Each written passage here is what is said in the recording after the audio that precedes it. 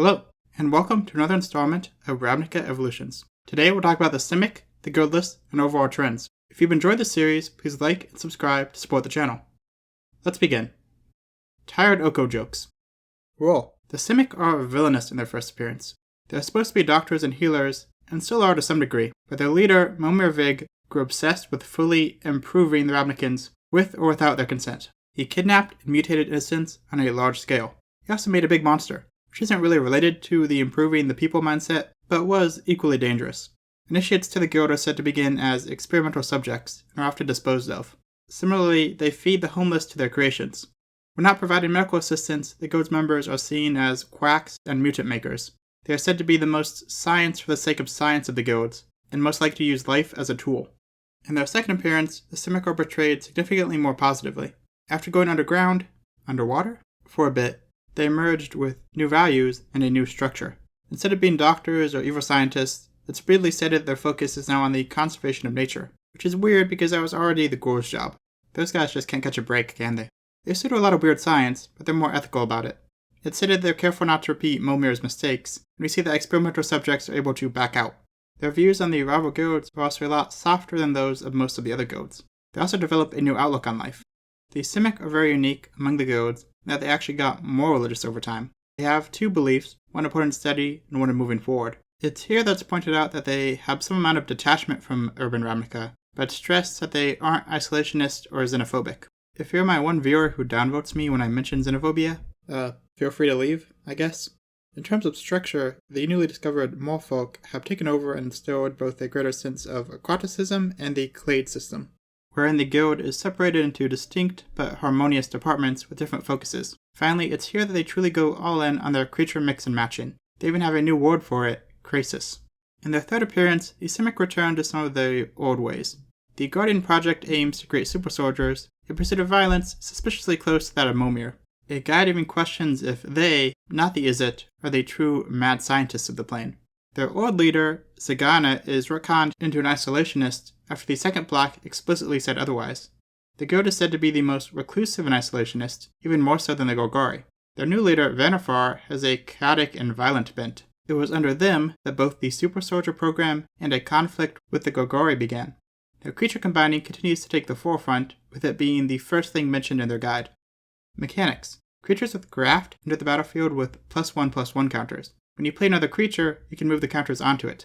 A creature with Evolve gets a +1/+1 counter whenever you put a creature with higher power or toughness onto the battlefield.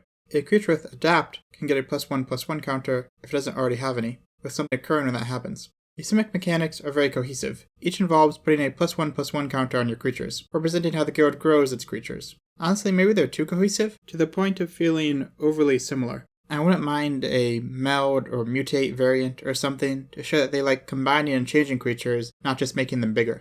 Art. Cytoplasts are the little globs Momir used to force mutations on people. In the first block, they're ever in the art. It's pretty gross sometimes. The gel capture aesthetic doesn't go away entirely, but it becomes a lot less prominent in subsequent blocks. Simic Guildmage is also way more mechanical, and even Phyrexian-esque, than the guild is later portrayed as. In the second block, the Simic really nail down their setting. The first is pretty all over the place, but now it's much more clearly laboratory. The third block takes them outside more than the past. Here's a hot take. Growth Spiral is a wonderful piece of art, but it's very unsimic. There's no clear scientific element, it only looks magical. Their symbol received minimal change, with the goal to commit to the nouveau shapes the original teased. Seems a bit pretentious, but okay. Creatures. The Simic have a lot of creature types, which is unsurprising given how often they double or triple up. Mutants. Humans, beasts, elves, oozes, and frogs appear in every block. There are a lot of aquatic species, especially in the second and third blocks. Here's a question. Does a creature only being a mutant make sense? Doesn't it have to be the mutated form of something else? The guildless. While the guilds take up the majority of Ravnica's focus, 50% of the plane's population is guildless, also known as ungilded or gateless. To paraphrase Mark Rosewater, guildless is not a guild, but I thought it'd be fun to talk about them anyway. There isn't as much to go off of here, so I'll forego my usual structure. In the first block, the guildless don't receive much attention or cohesion. An artist would later remark on this, calling unguarded cards orphans, saying that there was no style guide for them, leading to each artist having to do their own thing. The only card that explicitly mentions them is Govern the Guildless, which depicts a guildless Ravnican as a Conan the Barbarian knockoff. The backstory of the Court of Bjor also sets them as a non-guild faction in opposition to the guild structure. In the same vein, we get Enemy of the Guild Pack, described as someone who hated the guilds so much that their hatred continued after their death. The Return to Ravnica era brought big changes to the guildless. Firstly, they got a distinct style of dress, meant to appear more traditional than that of the guilds. A lot of leather and big flaps. But perhaps more importantly, they got much more story significance, at least relative to the first block. Their depiction can generally be separated into 3 categories. The first is them as normal people, just living life. This gets the least focus, probably in the name of excitement.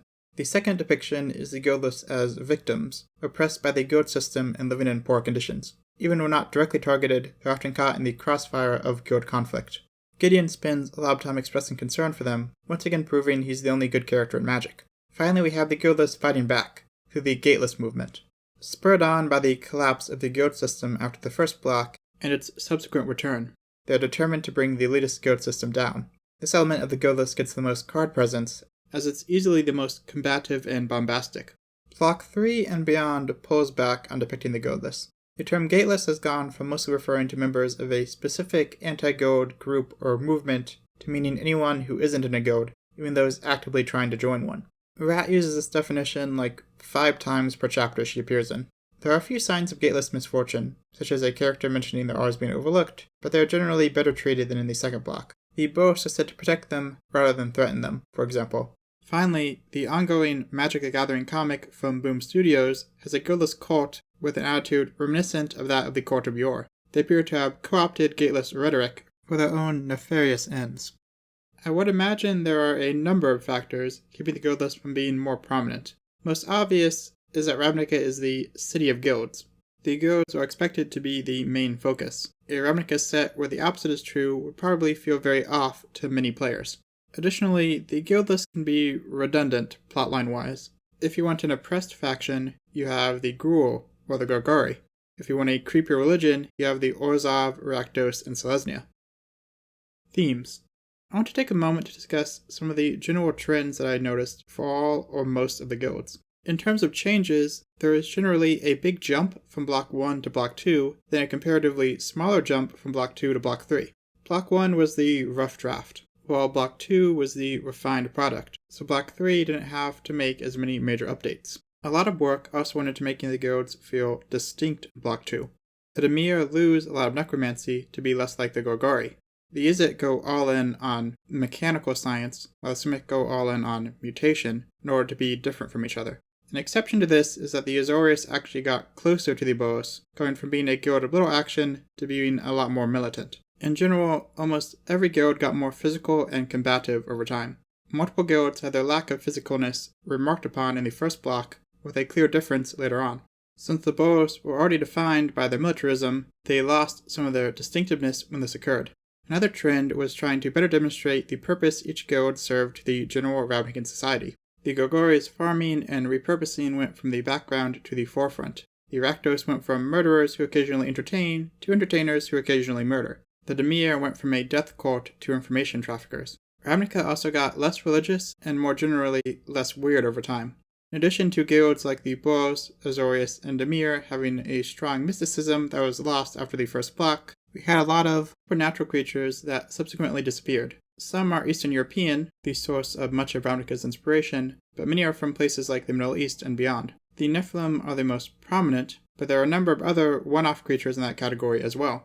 We've been told that the Nephilim were included in the block because the color pair idea was new at the time. Wizards didn't know if it would be popular, so they added 4 color creatures to entice players disinterested in the main draw.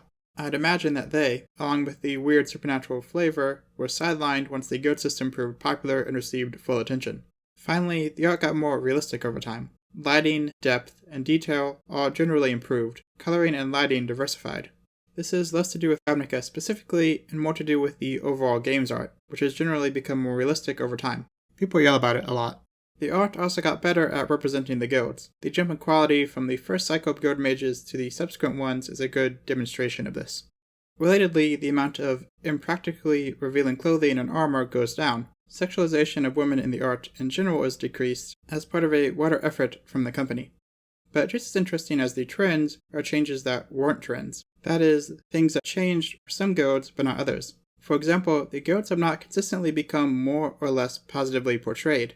The Selesnya have been steadily increasing in how positively they're portrayed, while the Gargari went from being evil to being altruistic to being neutral. The Boas went from religiously crazed to war crazed to a force for good, allegedly.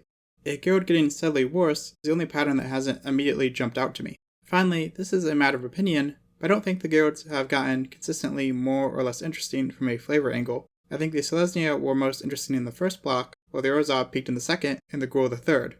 I completely understand someone disagreeing with my preferences, but I think that showcases how it's not a settled matter. Finally, I promise to answer viewer questions. Thank you to everyone who gave one. Andrew asks what the impact of Planeswalkers on the guild has been, pointing out Jace, Ral, Vraska, Kaya, and Dovin. It's pretty large. In fact, the entire guild system was created by a Planeswalker, Azor, who might not even have been from Ravnica. A full half of the guilds have been controlled by a Planeswalker at least once. One more had a Planeswalker for an honorary member. And Bolas's meddling informed most of the plot of Block 3. On the other hand, Jace became the divine arbiter of law on the plane, and just didn't do anything with that power, so I guess it balances out. Andrew also asked if Dovin brought technological progress to Ravnica. I would say probably not, since the plane already had advanced constructs. He just introduced the Azorius to a new application of that technology. A number of people asked what purpose the Rakdos served to society that would justify including them in the Guild Pact. The latest block depicts their purpose as entertainment, and perhaps checks against authoritarianism. The first block mentions that they're entertainers and laborers, but the cards don't really depict this. Other options include that putting Lord Rakdos in the Guild Pact would rein him in or distract him, or that he demanded a place and is too buff to be refused. Finally, someone with a username that I don't know how to pronounce asked a question that I see a lot. What separates the Azorius and the Boas? I'll be honest, I don't have an especially satisfactory answer for this. I think the original idea was that the Azorius make the laws and the Boas enforce them. The Azorius are by the book and the Boas are cowboys.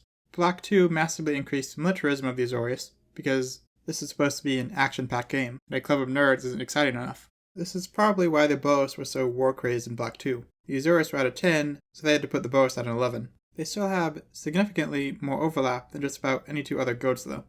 A related question that I see frequently is which of the two guilds are the police. I personally think that's an accurate descriptor for both of them. They've both been referred to as police in official articles, and they both have cards depicting them performing standard police jobs. Throw in the fact that a military force on a planet populated by only a single civilization is probably inherently a police force, I think it's fair to call both guilds one half of the police.